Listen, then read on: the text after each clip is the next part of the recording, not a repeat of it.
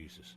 The Twitter saga involving primarily Conrad and Conrad's doing the heavy lifting for Bruce, which is fine. And Conrad's interaction, verbal sparring with Russo on Twitter has been a source of. And now you got to remember. Well, I can't see a lot of that because I'm blocked. Well, here's the deal. Duh. I should have thought of that too. In my world right now, I'm at home. I'm kind of by myself, and I'm working through my issues, and so I spend a little time looking at my iPad screen, and I find that some of that stuff to be mindless entertainment. And I like it. So that's all it is. I'm a wrestling fan. I kind of like sometimes mindless entertainment. I agree with you. And, of course, I'm out of the fight now because I mentioned on my show a week or two ago that I realize now that I can never compete with Vince Russo's track record of success at closing down major companies and setting records for incompetence and et cetera. So I've bowed out of the fight, and I've even got a present for him. And, I told everybody I didn't have Vince Russo's address. I didn't know where to deliver that gift to. But I had something for him, and it's something that he richly deserves. And I hope one day to be able to give it to him in person.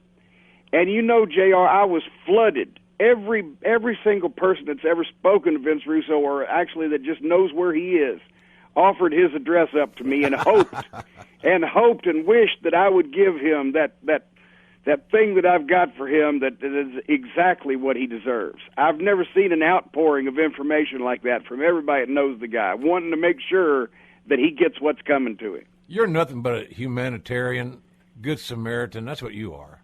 Well, I try because, I want the world to be a better place. Exactly. And for that, before we go to break, you get a bless your heart to Jim Cornette. How's that?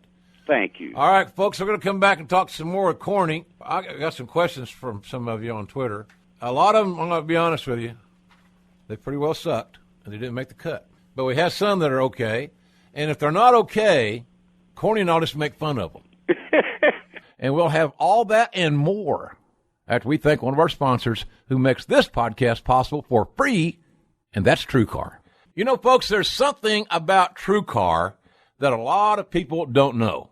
And that is that TrueCar can also help you find a used vehicle. In fact, there are over 700,000 pre-owned vehicles available from TrueCar certified dealers nationwide. That's a hell of a lot of cars, isn't it? Oh, my God. 700,000 pre-owned vehicles. Amazing. That's a selection now.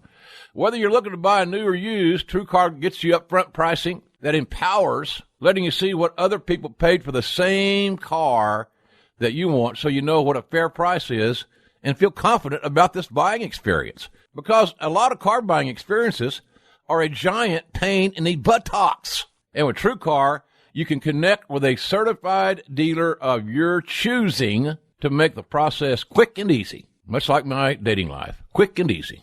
When you're ready to buy a new or used car, visit TrueCar to enjoy a more confident and pleasant car buying experience.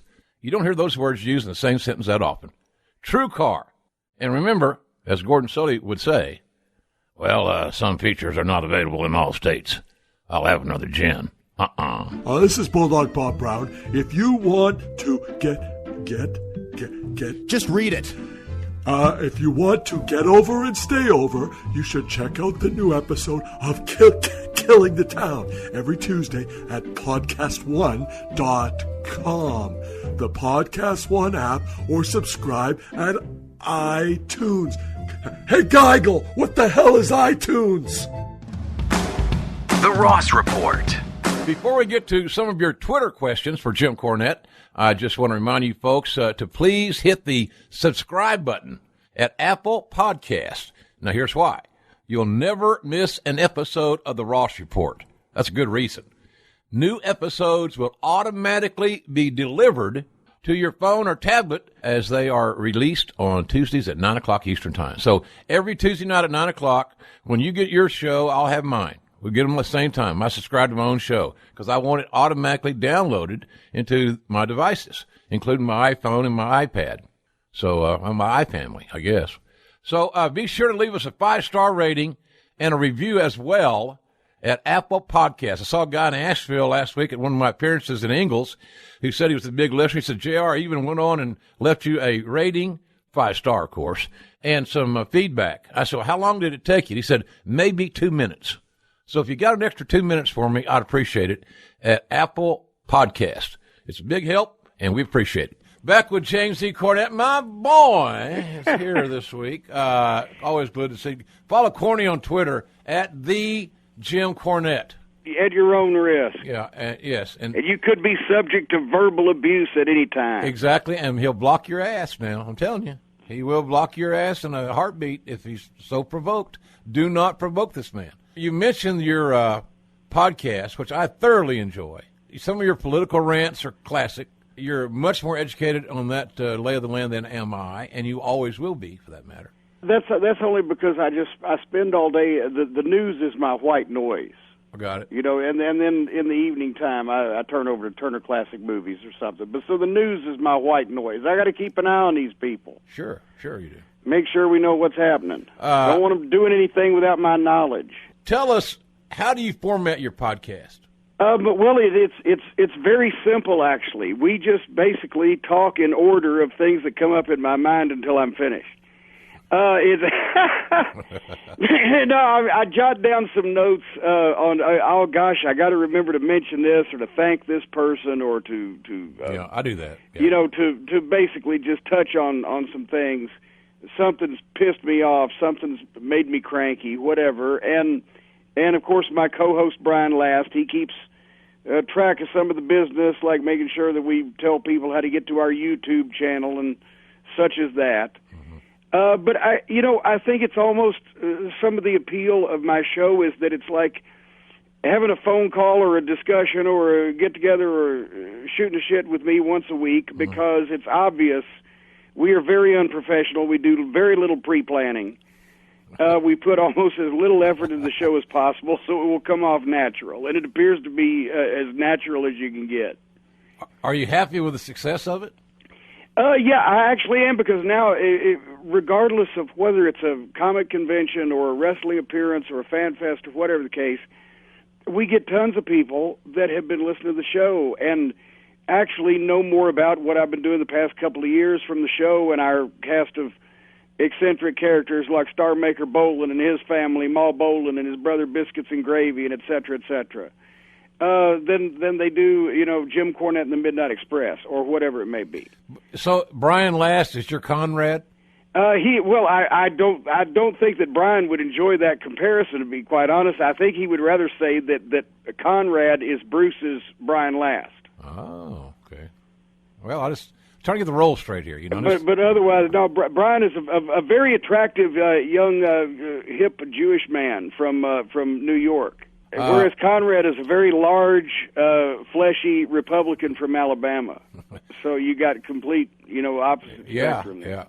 Yeah, exactly. Well, Conrad and Bruce are doing these. They're doing some shows. I know. See, they've cornered the market on that two-man show thing. We still have to fight it out for the one-man show. I know, man. I tell you, I'm going to do a show. They're going to be in New York SummerSlam weekend at the Gramercy Theater, which was my old venue.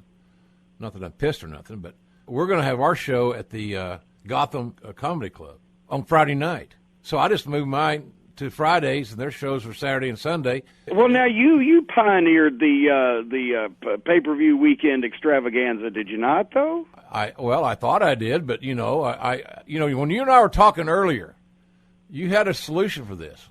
Well, I think there ought to be an alliance meeting over this. And you would be the peacemaker and play the role of Sam Muchnick. Yes, I can be Sam Muchnick, and we're going to split this thing up into territories.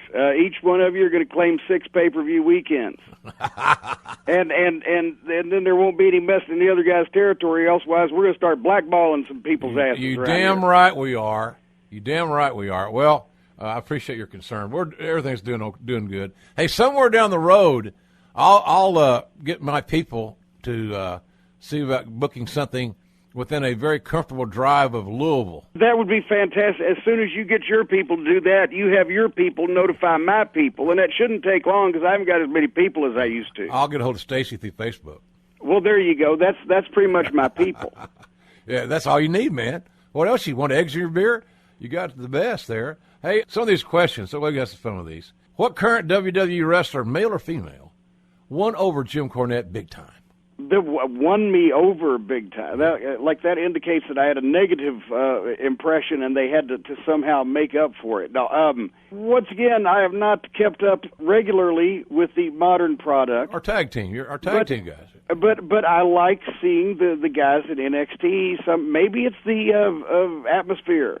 Mm-hmm. Maybe it's in NXT. What I've seen of them, they don't have people come out and break into dance routines or do a Broadway play scene right after the wrestling match. They kind of keep the ambiance going all the way through the show. So maybe it's just the atmosphere I'm watching. I like the guys in NXT. I'll tell you, I went to the NXT show at the Air Canada Center after my show on that Sunday, and thoroughly enjoyed it. And then I went to the one in Dallas. That was fun. And then I actually got to call a match, the two young British lads, at the takeover in Chicago. It is a very old-school sounding, at times, crowd. They follow the product seemingly with a different, vim and bigger than not. So